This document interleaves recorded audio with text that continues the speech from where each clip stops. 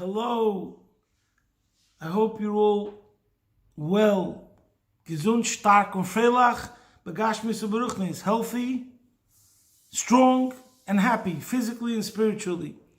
Hashem should help that all those that need it for Shlema should have one now, and that the Magefa should stop immediately. Today is Chof Ches Nissan, a day 29 years ago. The Rebbe spoke a very powerful talk about exile and Mashiach, as we'll soon note. And it's appropriate because we've lived through, and we're still in the middle of it, very, very difficult times. There's been the passing of a mother and a son, Hashem Yirachem, the passing of a father and a son, the passing in one family of two grandmothers, the passing in another family of two grandfathers, and the passing, Hashem Yirachem, of a child before the parents. So we're in the middle of a time where we've seen and we feel the pain of these tragedies, and our brothers and sisters are fighting for their lives. So the only right thing for a Yid is to feel with others their pain and to take it seriously and take it to heart. We, who are witnesses to all of these events, have to take the message, and it should affect us in a deep way. 29 years ago, the Rebbe spoke about the fact that we're still in exile. And he cried out to his followers, to his disciples, to the Chassidim, that I've done whatever I can, and now I'm giving it over to you.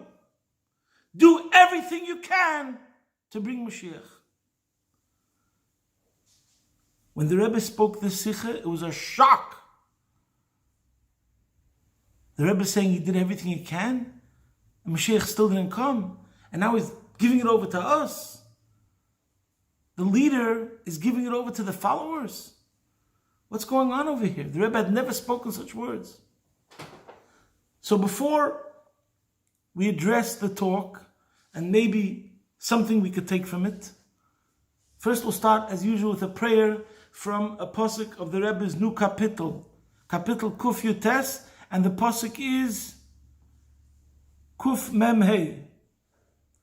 Karasi b'cholev, Aneni Hashem, Chukecha etzoira. I call out with all my heart, answer me, O Hashem, so that I will be able to keep your statutes. The Rebbe, when he said that sikh, he said, even though you, in other words us, are crying out, Ad Mosai, how long will the exile last? But you're not saying it from yourselves. It's not coming from you. It's because someone is telling you to say that. Someone's talking so much about the desire that we should have for Mashiach. Therefore, you're crying out Ad Mosai. In other words, the Rebbe was saying, you're saying Ad Mosai, but it's not really coming from you. It's because I'm supervising and influencing you. Therefore, you're crying out Ad Mosai. Here comes this pasuk.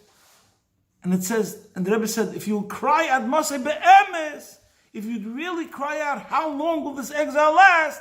Then Mashiach will come. What does this pasuk say? Karasi b'cholev. I call out with all my heart. That means we're crying out truthfully. And why Hashem should answer us? Chukecha etzoira, so that I will be able to keep your statutes. And this exactly tells us what Mashiach is about. How is it going to become ours? In other words, how are we going to take ownership to feel intensely and passionately the desire for Mashiach? First, you have to know what is Mashiach. And the truth is, to know what is Mashiach, you have to know what is Judaism. As a matter of fact, it's one of the 13 principles of faith that Maimonides, the Rambam, enumerates, and that is Ani mamin be'emunah shleima b'vias HaMashiach, that every Jew believes, and this is a principle of faith, in the coming of Mashiach, and even if it tarries, v'af al pi she'yisma mea, im kol zeh achak eloi. Now, it's not the scope within this talk to teach all of Judaism, but the question is, why is it a principle of faith? You could have a person who could even be a great scholar or a rabbi, and he says, you know what, Torah mitzvah is our business. Mashiach's God's business. Anyone who speaks like that, he doesn't know what Torah mitzvah is. Obviously, what's the essence of Judaism? As we mentioned before, Yisrael, Eiraisa, V'kutzbrichu, Kul Echad. God, Israel, and the Torah are all one. So in other words, what is Judaism? What is Torah mitzvahs? About us connecting with Hashem and becoming one in the most intimate way. So right now we're in Golus. The Beis Hamikdash is destroyed. Out of the 630 mitzvahs, how many can we actually perform? Maybe a third. But let me put it this way. Imagine you're married and you have a wonderful wife and it's a beautiful marriage, except, God forbid, imagine you're blind. You were born blind, let's say, and you're married to this person and you're intimate, you're connected, but you never saw them. Would you turn to Hashem and say, God, Hashem, please grant me sight? Because if I could just see my spouse, the marriage would be greater. Because it would be a whole different level, a whole deeper level, a better level, a higher level. This is what it means when a Jew is asking for Mashiach. He's asking to be fully connected with Hashem.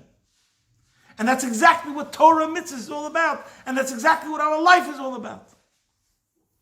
In the famous discourse of Ata Tetzava, a mimer that the Rebbe said, the Rebbe explained in a profound way why this generation in particular reflects the ultimate yearning for Mashiach.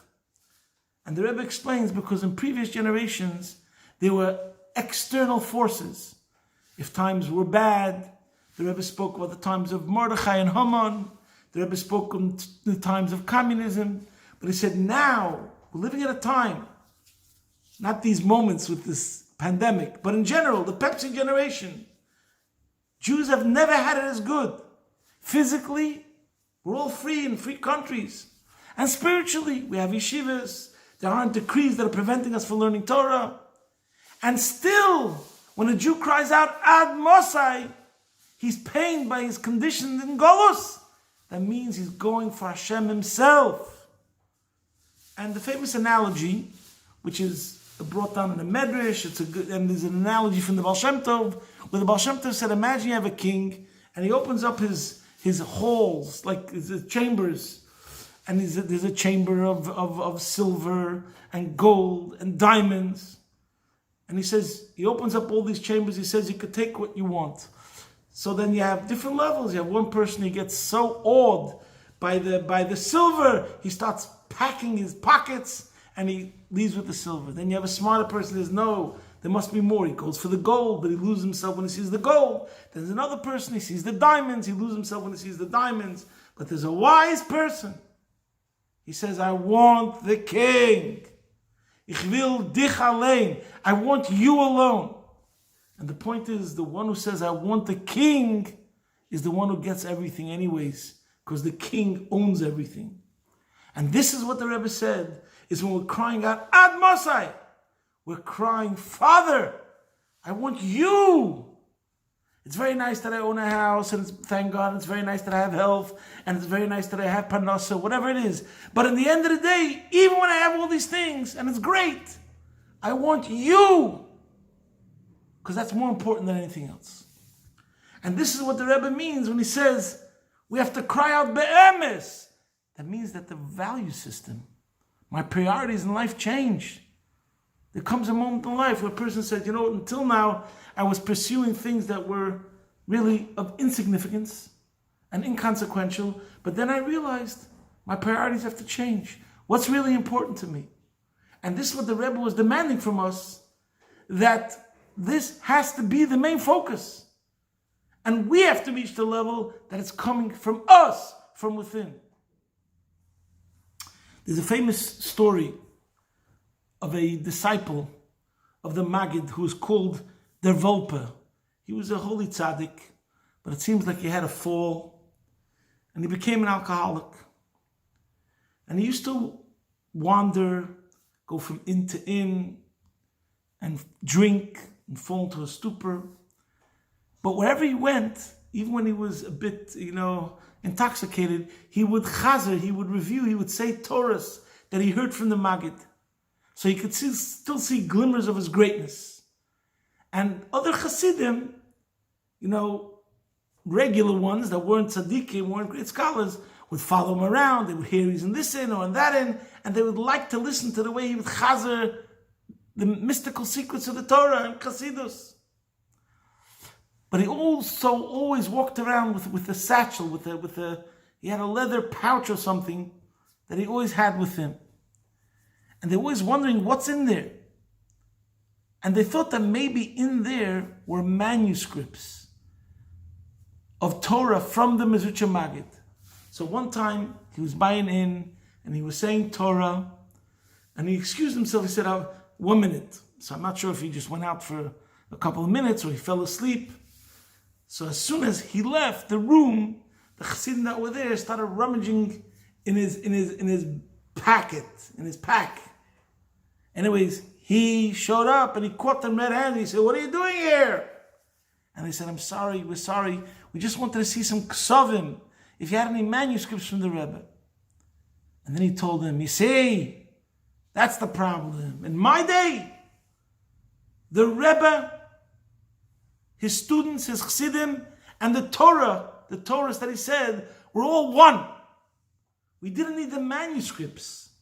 We didn't have to learn it from a text. We didn't have to learn it from a paper. We lived it. We were one with our Rebbe's teachings and with our Rebbe. But by you, it's 3 distinct things. You have the Rebbe, the teacher, the rabbi. You have his disciples, and you have his teachings. And that's why you need to have a text. So this is a lesson. And this is what the Rebbe was telling us. It's time for you, Yankel, Berel, Shmerel, to take ownership. I want you to cry out because you realize what's the most important thing? Your relationship with Hashem. So Hashem should help that we should, each and every one of us, improve from day to day. This is what a person has to tell himself, that he should every day improve in his yearning to cry out to the Eibishter, Karosi b'cholev, Aneni Hashem, Chukecha etzeira, so that we should fully be able to fulfill all the commandments and become one with Hashem in the deepest possible way. Broadcasting Be'ez Hashem Yisborach from my home, your man in Melbourne.